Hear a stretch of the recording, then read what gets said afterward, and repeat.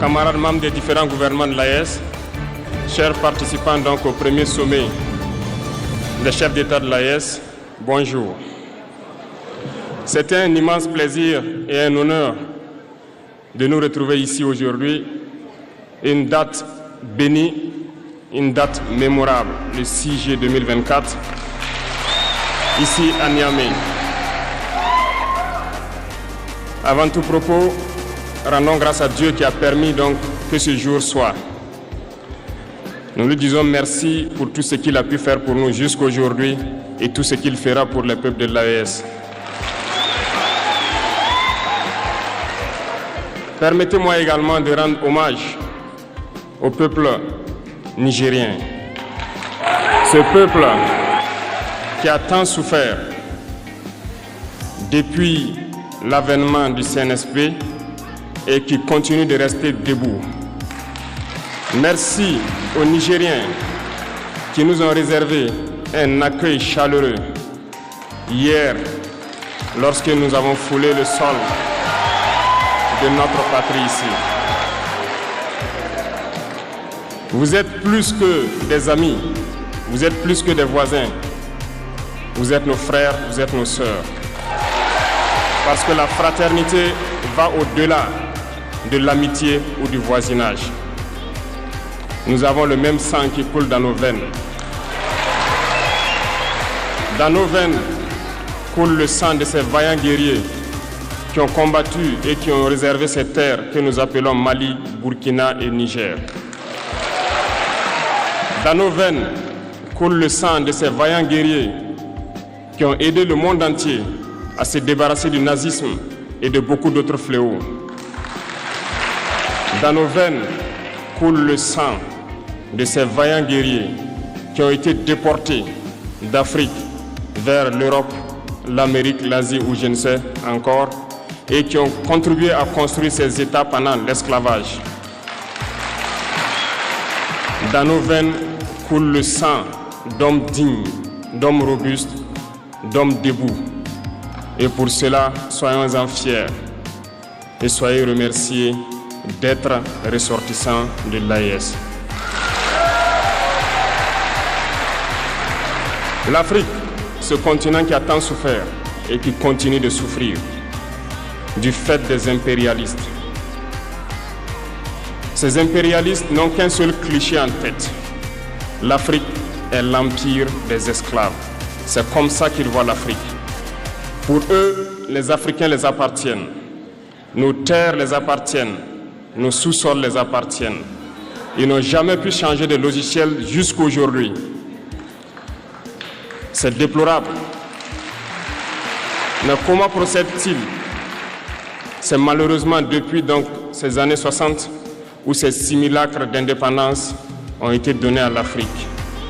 Ils n'ont juste fait que placer des valets locaux à la tête, selon eux, de leur sous-préfecture pour pouvoir continuer à les alimenter. Ces valets locaux que nous allons qualifier aujourd'hui d'esclaves de salon n'ont d'autre repère que de chercher à vivre comme le maître, à satisfaire le maître et à faire tout ce que le maître lui dicte. Ils volent, ils pillent nos États, amènent tout chez le maître et leur richesse est conservée chez le maître. Ils font tout pour vivre comme le maître et toujours le satisfaire. Lorsque le maître commande, ils exécutent. Savez-vous qui sont ces esclaves de salon? Eh bien, nous allons vous expliquer ce que c'est. Ce sont des individus qui n'ont aucune dignité, qui n'ont aucune morale, qui n'ont aucune personnalité. Mais le maître esclave a toujours su identifier ces individus. Ils sont toujours prêts à trahir leurs frères pour satisfaire le maître. Ils nous ont trahis depuis l'indépendance et d'autres continuent jusqu'à aujourd'hui à nous trahir au profit de leur maître. Ces individus continuent toujours, contre vents et marées, à piller l'Afrique, à aider le maître à piller l'Afrique. Ils se plaisent à le dire chaque année Dans leur sondage économique, le Burkina est le pays le plus pauvre, le Mali est le pays le plus pauvre, le Niger est le pays le plus pauvre. Nous sommes classés parmi les derniers. Très bien, si nous sommes aussi pauvres qu'ils le disent, mais quand est venu le moment de prendre nos responsabilités, nous avons demandé à ces maîtres de quitter les lieux. Pourquoi ne veulent-ils pas partir? Lorsque nous prenons le cas du Niger, depuis plus de 40 ans, certains pays exploitent l'uranium pour produire de l'énergie chez eux. D'Ottawa jusqu'à Paris, les rues sont illuminées, c'est la lumière. Mais au Niger, c'est l'obscurité qui nous est servie. Lorsque vous partez dans nos États, nos sols sont troués de toutes parts pour rechercher les métaux précieux tels que l'or. Mais souvent, il n'y a même pas la moindre route accessible pour atteindre les zones où ils exploitent l'or, encore moins certains services sociaux de base. Voilà pourquoi nous avons décidé de nous révolter et de prendre le destin de nos pays en main. Il y a bien d'autres exemples. Mais lorsque nous avons décidé ainsi, eh bien, nous avons été approchés par certains esclaves de salon pour nous passer le message de leur maître. Parce qu'ils avaient créé cette sorte de chaîne polymère qui se relève à la tête de nos États pour les servir. Et nous sommes venus briser la chaîne. Et c'est inconcevable pour eux. Ils nous ont donc approchés et ils nous ont demandé de rentrer dans les rangs pour faire partir de l'élite qui doit diriger l'Afrique, parce qu'ils ont une élite formée et formatée qui doivent suivre, qui sont incrustés dans cette chaîne-là. Nous avons refusé de rentrer dans leur rang. Et dès lors, les hostilités ont commencé. Et ils ont fait fourvoyer dans nos zones plusieurs mercenaires, des formateurs. Les agents sont descendus dans le Sahel pour espérer mener des attaques barbares, lâches contre nos populations, espérer les révolter. En plus de ces attaques sur le terrain, les attaques communicationnelles, la manipulation, la désinformation battent son plein dans leur rang. Mais les peuples du Sahel ont compris et plus jamais on ne pourra les manipuler. Ils savent d'où ils viennent, ils savent ce qu'ils font et ils savent où ils partent.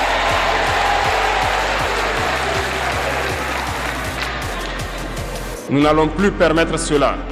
Les gens sont éveillés et les gens se battent aujourd'hui, pas pour nous-mêmes, mais pour les générations à venir. Et merci à tous pour le combat qui est livré. Cela ne nous fait jamais pleurer. Nous n'allons pas trembler. Nous allons affronter. Nous allons nous battre pour l'indépendance réelle, pour notre liberté. Parce que pour faire peur au peuple de l'AES, ces individus n'ont que 3 termes dans la bouche: démocratie, liberté, droit de l'homme. Bien sûr, leurs valets locaux ne sont élus que dans un processus démocratique, libre et transparent selon eux leurs valeurs. Quoi de plus normal qu'on veuille nous imposer cela, parce que c'est eux qui édictent les règles. Très bien, nous avons décidé de nous assumer. Voilà pourquoi un 26 juillet 2023, lorsque le Niger a décidé de tourner la page, les esclaves de salon et leurs maîtres sont montés sur les grands chevaux. Ils ont mis leurs valets locaux en avant et ont décidé de mener une guerre contre le peuple nigérien. Nous avons donc dit, quiconque osera s'en prendre au Niger nous aura en face, parce que nous mènerons une guerre sans merci jusqu'à la dernière goutte de sang pour quiconque osera s'attaquer à nos États. Cette parole, cette décision que nous avons eue hier est d'actualité aujourd'hui et sera d'actualité demain et pour toujours. Ainsi naquit l'AES le 16 septembre 2023 dans une architecture de défense mutuelle. Mais nous avons jugé nécessaire de prolonger et d'agrandir donc l'architecture de l'AES. Ce qui nous rassemble aujourd'hui doit nous permettre d'aller sur d'autres terrains en plus de la défense, notamment les finances et l'économie, les infrastructures, la santé, l'éducation, bref, j'en passe. Je souhaite donc que ces moments soient pour nous une histoire que nous allons écrire pour l'AES, mais surtout pour l'Afrique et pour le monde entier. Que Dieu illumine tout un chacun de nous. Que Dieu nous inspire dans ces tâches qui nous sont confiées. Et surtout, que lorsque nous faisons tous nos travaux, que nous ayons en tête une seule chose, l'intérêt suprême de nos populations. Sur ce, nous prions encore une fois de plus, bon Dieu, qu'il nous accompagne tous dans nos différentes tâches, qu'il protège nos combattants qui, grâce à eux, nous permettent d'être assis ici et d'échanger autour de l'avenir de nos États. Soyez donc remerciés une fois de plus, peuple nigérien. Soyez unis et solidaires, peuple de l'AES, la patrie ou la mort.